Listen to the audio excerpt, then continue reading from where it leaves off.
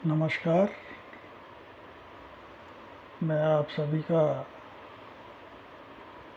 अपने चैनल ज्योतिष की पाठशाला में आपका एस्ट्रो फ्रेंड खुशबीर गुप्ता आपका स्वागत करता हूं।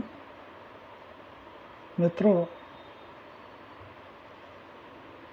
इतना तो हम सभी जानते हैं कि हमारी ज्योतिषाचार्य में 12 राशियां होती हैं और 9 ग्रह होते हैं, जिसमें 7 मुख्य ग्रह और 8 और राहु और केतु छाया ग्रह होते हैं। तो हम सभी राशियों का विभिन्न गोचर में क्या क्या कार्य क्षेत्र है उसका हम पहले चर्चा कर चुके हैं।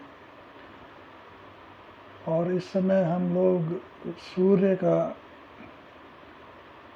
सभी 12 लग्नों में क्या प्रभाव होगा उसकी हम अपनी एक सीरीज चला के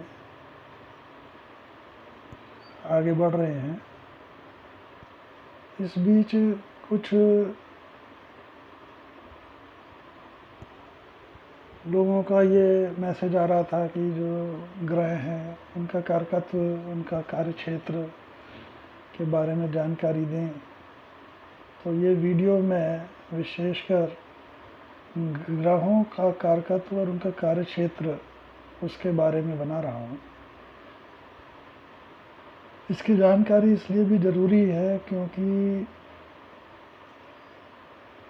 जब किसी ग्रह के बारे में या कहीं पे बैठता है तो उसका कार्य क्षेत्र क्या होगा, वो किस क्षेत्र को अफेक्ट करेगा और पीड़ित होने पे उसको किस क्षेत्र में परेशानी आएगी, उसके लिए ग्रहों के कारकत्व का अध्ययन और उनके कार्य क्षेत्र के जानने के लिए अति आवश्यक हो जाता है कि ये इसके बारे में चर्चा की जाए। हम और आप जो इस ज्योतिष की पाठशाला में विद्यार्थी बन के जो सीख रहे हैं, हमारी कोशिश रहती है कि बहुत पंडितों की भाषा में नहीं, सामान्य भाषा में, जो भाषा आम आदमी समझता हो, उस भाषा में लोगों को ज्योतिष के बारे में ज्ञान कराया जाए, जिससे एक आम इंसान ज्योतिष के बारे में रुचि ले, उसके बारे में जाने। तो हम शुरू करते हैं ग्रहों के तत्व अथवा उनके कार्य क्षेत्र से। सबसे प्रथम सूर्य ज्योतिषाचार्य के अनुसार सूर्य सभी ग्रहों का राजा है।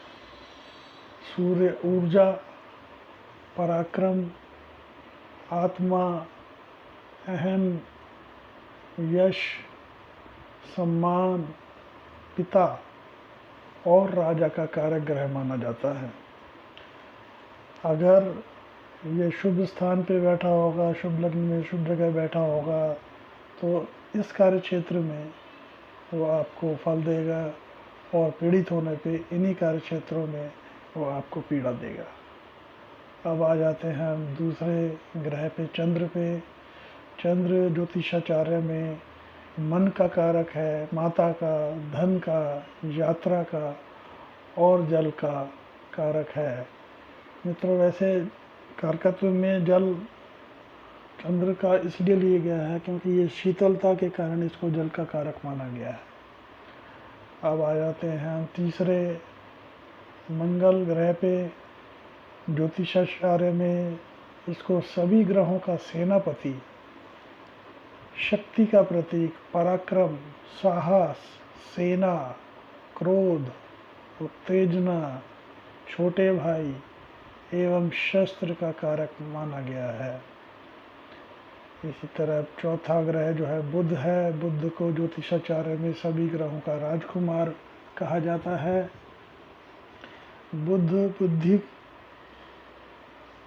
बुद्धि, तर्क, गणित, संचार, चतुरता, मामा और मित्र का कारक है। जिनका बुध अच्छे स्थान पे बैठा होता है वो बहुत ही बढ़िया वकील, क्योंकि आर्गूमेंट्स उनसे रिलेटेड होता है, शेयर बाज़ार में काम करने वाले, बैंकर्स और इस तरह के जो हैं, अगर बुध जिनका अच्छे स्थान पे बैठा होता है अच्छे रिजल्ट देता है। अब आते हैं पाँचवें बृहस्पति पे। बृहस्पति को हम ज्योतिष शास्त्र में गुरु के नाम से भी जाना जाता है। गुरु को शिक्षा, अध्यापक, धर्म, बड़े भाई, दान, परोपकार, संतान का कारक ग्रह माना जाता है। अगर ये ग्रह अच्छे स्थानों पर बैठा होता है तो इन क्षेत्रों में फ़ायदा देता है, और अगर ये पीड़ित हो तो इन क्षेत्रों में नुकसान देता है। अब आ जाते हैं हम छठे ग्रह पे। छठा ग्रह शुक्र। शुक्र में ज्योतिषाचार्य को विवाह का, सौंदर्य का, रोमांस का, काम वासना, विलासिता, भौतिक सुख सुविधा, पति पत्नी संबंध, संगीत, कला आदि का कारक ग्रह माना गया है। और सातवां ग्रह है शनि। शनि को ज्योतिषाचार्य में न्याय का देवता कहते हैं।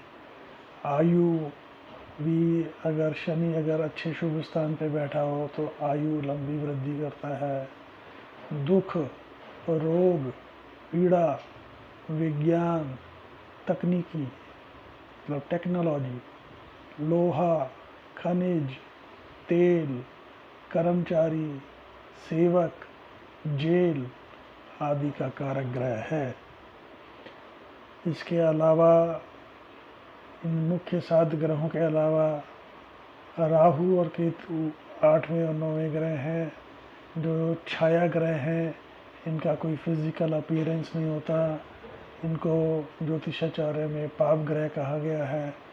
इनकी दृष्टि से ग्रहों में अशुभ होने से कई तरह के समस्याओं का सामना करना पड़ता है, और इस तरह से ग्रहों के कारकत अर्थात कार्य क्षेत्र के विस्तार से जानने के बाद आप लोगों को आसानी होगी कि गोचर में अगर ग्रह शुभ है तो कहाँ पे फ़ायदा देगा, अशुभ है तो कहाँ पे पीड़ा देगा।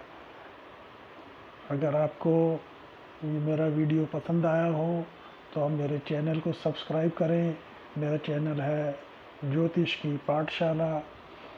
व्हाट्सएप नंबर 8178113518, और वीडियो को लाइक करें, सब्सक्राइब करें। बहुत बहुत धन्यवाद।